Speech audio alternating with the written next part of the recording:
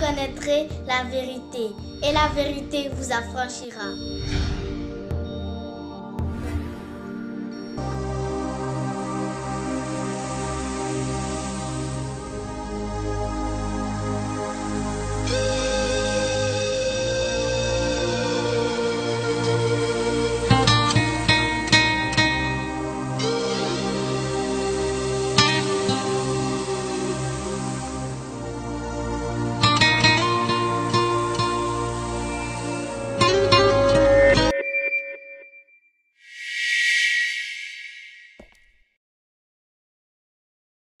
Voilà, chers frères et sœurs, je vous salue tous dans le nom de notre Seigneur et Sauveur Jésus. Que la grâce du Seigneur repose sur vous. Voilà, donc nous allons voir également un autre enseignement de Jésus, un autre message de Jésus. Et comme je vous l'ai dit la dernière fois, il est vraiment important que chaque enfant de Dieu puisse vraiment connaître ce que le Seigneur Jésus nous a enseigné, ce que les apôtres nous ont enseigné, parce que Jésus, avant de partir au ciel, avant de monter vers son Père, il a donné une recommandation à ses disciples. J'ai envie de dire, il a donné 2 missions à ses disciples. La première mission, c'était de partir dans le monde entier et de faire des disciples et de les baptiser au nom du Père, du Fils et du Saint-Esprit. La deuxième mission, c'était d'enseigner à ces disciples-là tout ce que lui, Jésus, a enseigné. Voilà, donc allez par tout le monde entier, faites de toutes les nations mes disciples, les baptisant au nom du Père, du Fils et du Saint-Esprit, et enseignez-leur à observer tout ce que je vous ai prescrit. Donc c'est vraiment, vraiment important de connaître les enseignements de Jésus. Vous savez, je le disais, j'ai dit, beaucoup de chrétiens vont se réveiller dans l'éternité. Et ils auront le choc, ils auront la surprise la plus désagréable de leur vie. Ils seront surpris de voir qui ne vont pas entrer au paradis, qui ne vont pas entrer dans l'éternité avec Jésus, parce qu'ils n'ont pas mis en pratique les enseignements de Jésus. Voilà, donc frère, il ne s'agit pas seulement d'accepter Jésus comme son Seigneur et son Sauveur pour penser qu'un jour nous allons avoir la vie éternelle. Il ne s'agit pas seulement d'accepter Jésus comme notre Seigneur, notre Sauveur, et continuer à vivre dans le péché et continuer à vivre dans le mal. Voilà, ça ne suffit pas. Donc nous devons non seulement accepter Jésus, mais nous devons conformer notre vie aux enseignements du Christ, aux enseignements de Jésus. Parce que vous voyez, la Bible est très équilibrée. Dieu est un Dieu d'équilibre.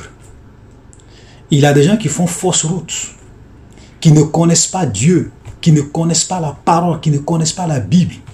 Ils vont faire fausse route au dernier jour et ça sera la surprise la plus désagréable de leur vie quand ils vont se réveiller dans l'éternité. Parce que même la Bible dit, est-ce que tu crois qu'il y a un seul Dieu? Tu fais bien. Mais même les démons aussi croient qu'il y a un seul Dieu et ils tremblent. Donc, croire en Jésus, frères et sœurs, même le diable aussi croit en Jésus. Le diable croit que Jésus est le sauveur du monde. Mais le diable ne sera pas sauvé. Les démons croient que Jésus est le sauveur du monde. Mais les démons ne seront pas sauvés. Frère, c'est ça qui est la vérité. Vous connaîtrez la vérité et la vérité vous affranchira. Vos pasteurs ne vous disent pas ça. Ils disent non, il suffit simplement d'accepter Jésus. Jésus vient dans mon cœur et puis c'est fini, tu es sauvé. Ok, si tu acceptes Jésus comme ton Seigneur et ton Sauveur, que tu lui demandes pardon, et que sur le champ, tu meurs, tu vas au paradis, il n'y a pas de problème. Mais si tu continues à vivre et à pratiquer le péché, mon frère, il faut pas que quelqu'un va te blaguer. Si tu meurs, tu vas aller à l'enfer. Tu vas aller à l'enfer. Donc, il est vraiment important. C'est pour cela que cette série que nous sommes en train de voir est vraiment très importante. Voilà, ces séries-là sont très importantes. Et je vous conseille vraiment d'écouter, de méditer là-dessus, de partager au maximum à tous ceux qui sont autour de vous.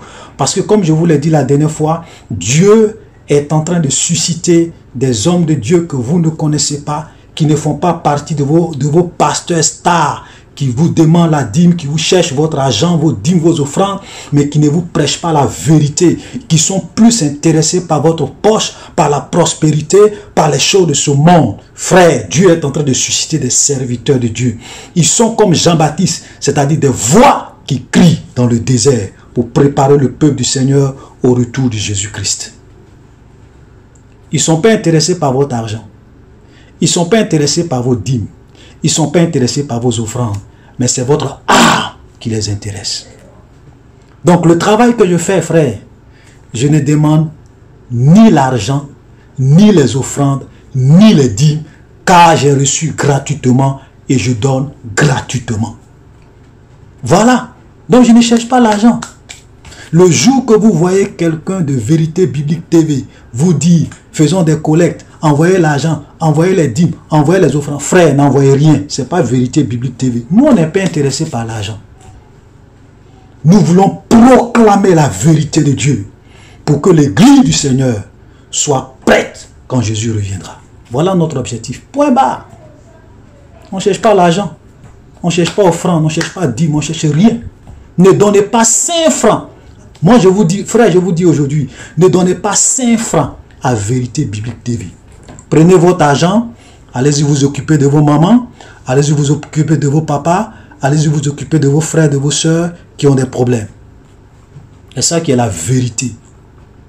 Voilà, donc, nous allons voir l'enseignement de Jésus sur le pardon. Sur le pardon.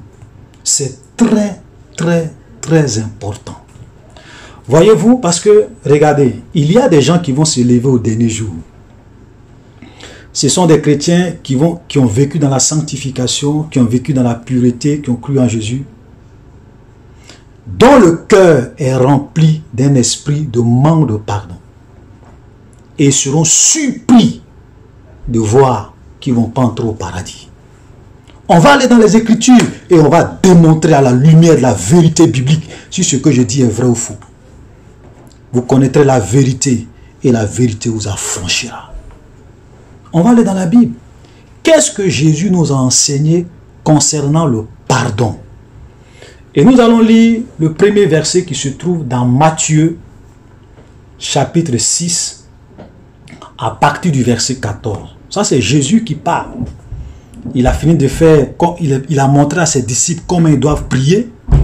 Et au verset 14, il finit et il dit, si vous pardonnez aux hommes leurs offenses, votre Père céleste vous pardonnera aussi.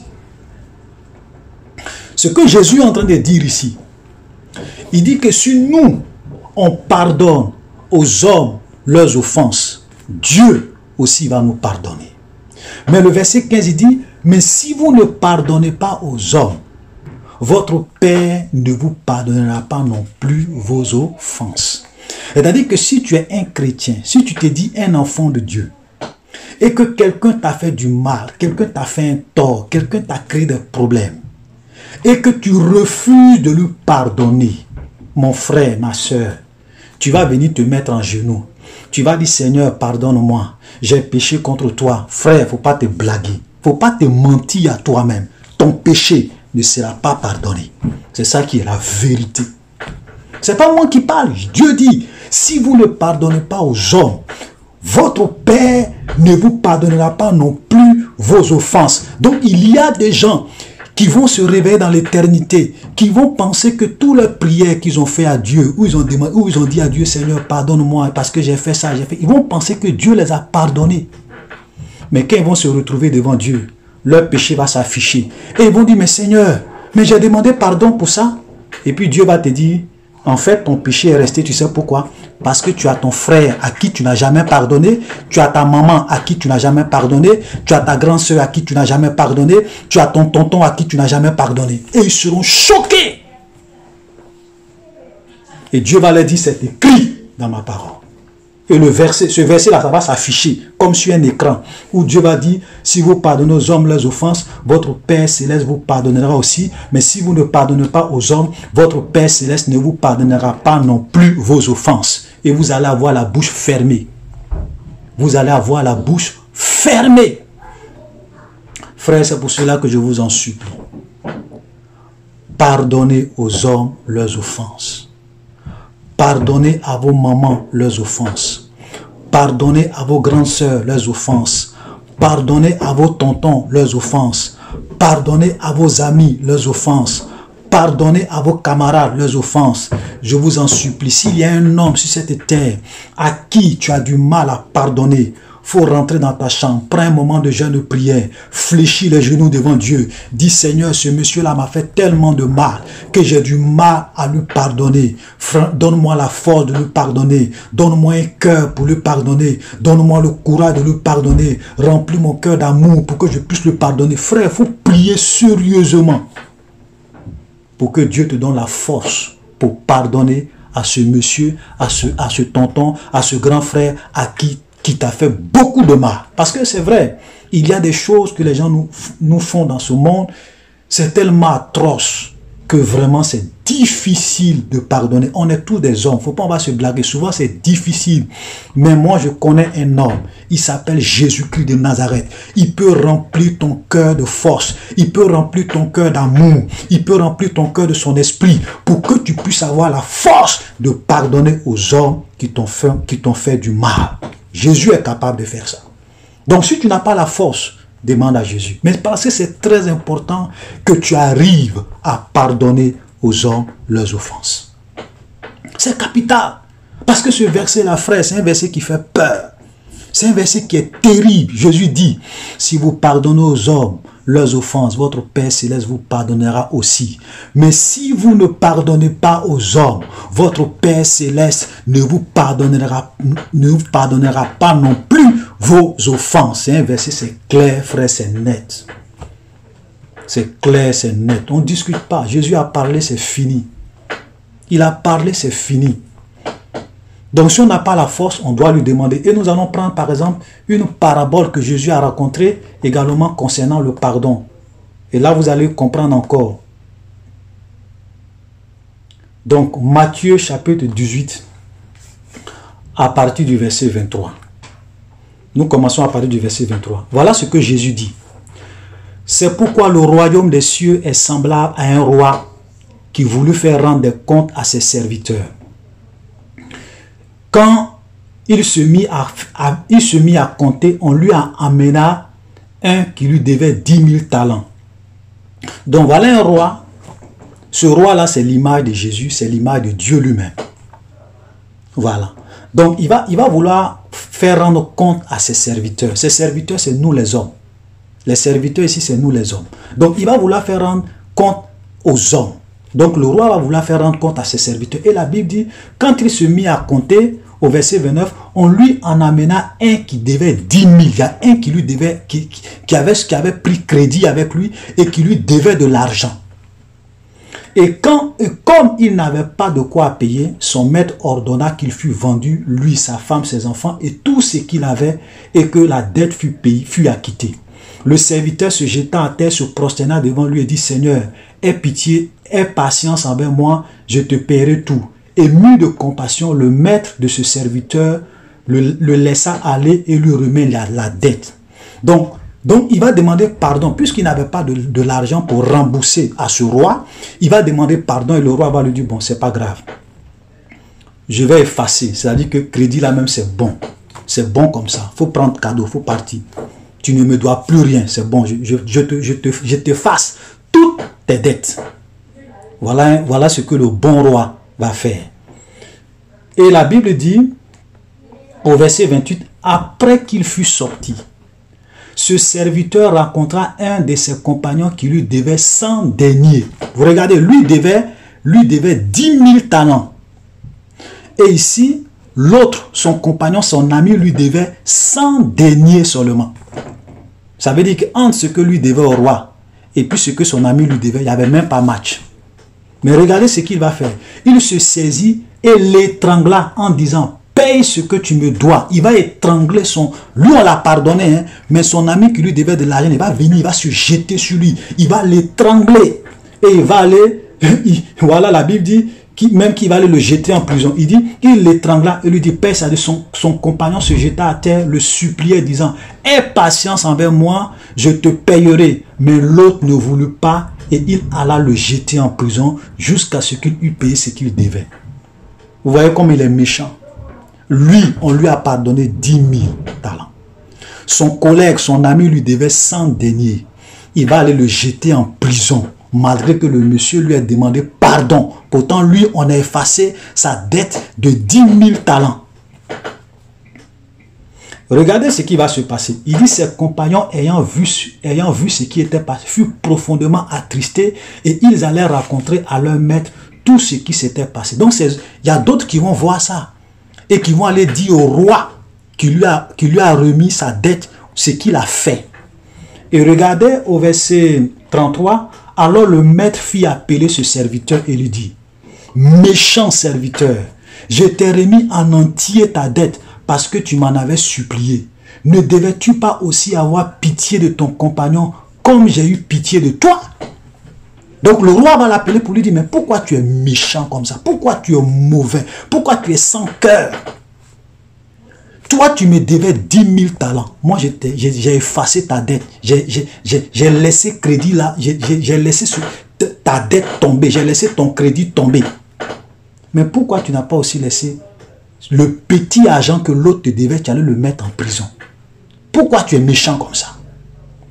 Et la Bible dit, et son maître, au verset 34, et son maître irrité le livra au bourreau jusqu'à ce qu'il eût payé tout ce qu'il devait. C'est ainsi que mon Père... Regardez le verset 34, là c'est la conclusion que Jésus donne. C'est une parabole qu'il a rencontrée, mais regardez la conclusion au verset 35. Il dit, c'est ainsi que mon Père céleste vous traitera si vous ne pardonnez pas, si chacun ne pardonne pas à son frère de tout son cœur. Frère, voilà la vérité. La Bible dit, Jésus dit que si tu ne pardonnes pas à ton frère, c'est comme ça Dieu va te traiter. Et comment Dieu va te traiter? Quand on lit dans le contexte, ça veut dire quoi? Dieu t'a pardonné tes péchés. Parce que nous tous, on avait une dette envers Dieu. On était des voleurs, on était des brigands, on était des assassins, on était des adultères, on était des fornicateurs, on était des menteurs, des escrocs, des cupides. Des gens qui détournaient de l'argent, des gens qui volaient. Mais Dieu, quand nous avons accepté Jésus, Dieu nous a pardonné tous nos péchés. Il n'y a même pas un seul péché qu'il n'a pas pardonné. Il a effacé tous nos péchés. Il y a des gens à qui on a escroqué de l'argent, peut-être 10 millions, 5 millions, 50 millions. Dieu nous a effacé tous nos dettes. Donc, Dieu a effacé ta dette, non? Frère, lisons dans le contexte, Dieu a effacé ta dette. Tu lui as demandé pardon, tu as pardonné. Ok, il n'y a pas de problème. Maintenant, il y a quelqu'un qui t'a fait du mal.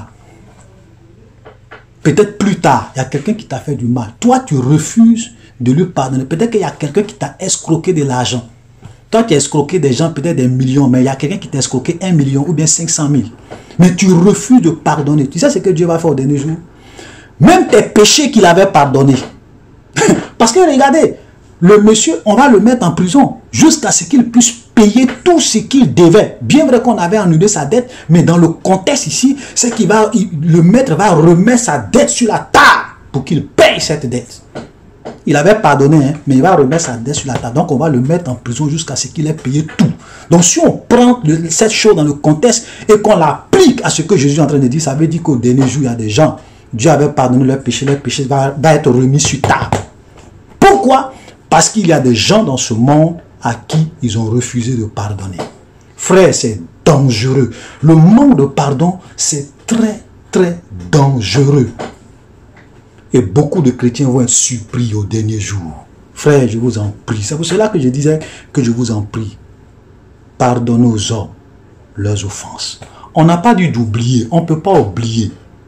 Mais au moins, on peut prendre la résolution de pardonner. On peut prendre la résolution de ne plus avoir de rancune. On peut prendre la résolution même, souvent même celui même qui nous a fait du mal, s'il est dans les problèmes, on peut être prêt à l'aider. On peut être prêt pour dire qu'on a oublié, pour dire qu'on a laissé tout tomber. On ne le voit plus comme un ennemi, mais comme un frère, comme quelqu'un qui a fait du mal, comme nous aussi, on avait fait du mal et Dieu nous a pardonné. Frère, voilà la vérité. C'est pour cela que je vous en prie, pardonnez aux hommes leurs offenses. Je le répète encore. Pardonnez aux hommes tout le mal qu'ils vous ont fait. Pardonnez aux hommes tous les problèmes qu'ils vous ont créés. Pardonnez aux hommes tout le désordre qu'ils ont créé dans votre vie. Demandez la force à Dieu. Même si tu vois que c'est difficile, même si tu vois que c'est compliqué, frère, fléchis genoux, dis Seigneur, tu sais tout le mal que ce monsieur m'a fait. Tu sais tout le mal que ce tonton m'a fait. Tu sais tout le mal que cette grande sœur m'a fait. Mais je n'ai pas la force. Aide-moi à oublier. Aide-moi à pardonner de tout mon cœur. Parce que Jésus dit, vous devez pardonner à vos frères de tout votre cœur. Et si tu es sincère, bien vrai que ça soit impossible, Dieu est capable de donner la force, de déverser dans ton cœur son amour pour que tu pardonnes. Pour que tu pardonnes. Alléluia. Et on va terminer par un dernier verset. Parce que Jésus a donné beaucoup d'enseignements sur le pardon. Matthieu 5, le verset 23, voilà ce qu'il dit. Il dit, si donc tu présentes ton offrande à l'autel, et que là tu te souviens que ton frère a quelque chose contre toi, laisse là ton offrande devant l'autel et va d'abord te réconcilier avec ton frère, puis viens présenter ton offrande. Ça veut dire que même si tu refuses de pardonner aux gens, et que tu vas donner tes offrandes à Dieu, frère, moi je vais te dire la vérité. Dieu ne va pas accepter ton offrande. Il ne va pas accepter ton offrande. Vos bishops ne vont pas vous dire ça. Vos prophètes ne vont pas vous dire ça. Mais moi, je vais vous dire ça. Si tu veux, il faut aller vider ton compte. Va donner à ton prophète. Va donner à ton pasteur. Va donner à ton révérend. Frère, tu lui as donné ton argent cadeau. Tu lui as donné tes offrandes cadeau parce que Dieu ne reconnaît pas ces offrandes-là. Tu ne seras pas béni pour ça. Claire, il n'y a pas de... La Bible est claire. Il dit, si ton frère a quelque chose contre toi, frère, il faut laisser offrande là. Mais, c'est-à-dire que si tu vas le dimanche à l'église, et puis tu es là, tu sens qu'il y a quelque chose, tu as quelque chose contre quelqu'un, mais quelqu'un a quelque chose contre vous, vous ne vous parlez pas, ou bien il y a un problème. Frère, il ne faut pas donner ton offrande. Mets ton offrande dans ta poche. Il faut aller d'abord te réconcilier avec ton frère, et puis si tu veux, le dimanche prochain, tu viens payer ton offrande. Sinon, offrande là, tu vas donner là, c'est cadeau. La bénédiction, si tu penses que Dieu va te bénir, Dieu ne va pas du tout te bénir. C'est zéro pointé, zéro. C'est comme si tu n'avais rien donné. Voilà. Les gens vous blaguent. Les gens ne vont pas vous prêcher ce genre de choses. Parce que eux, ce qui les intéresse, c'est votre argent, c'est vos dîmes. Mais Dieu est clair dans sa parole. Tu as quelque chose contre quelqu'un, frère, il ne faut pas donner ta dîme. Il ne faut pas donner tes offrandes. Parce que Dieu ne va pas accepter. Dieu ne va pas accepter. Il ne va pas accepter.